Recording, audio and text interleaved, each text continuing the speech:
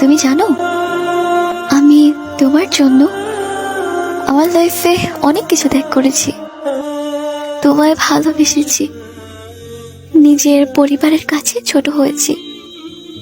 না সোসাইটি, না পরিবার, কোথাও আমার মুখ দেখানোর জায়গা ছিল না। সবকিছুকে পরোয়া না করে আমি তো তোমার পাশেই ছিলাম। একমাত্র তোমার উপরই ভরসা করেছিলাম। যে যাই বলুক, তুমি তো আমার আর আমিও তোমার। কিন্তু আমাদের শেষটা এভাবে হবে আমি ভাবতেও পারিনি। শেষে তুমি আমার ভালো চাইলে, একটা বারও ভাবলে না।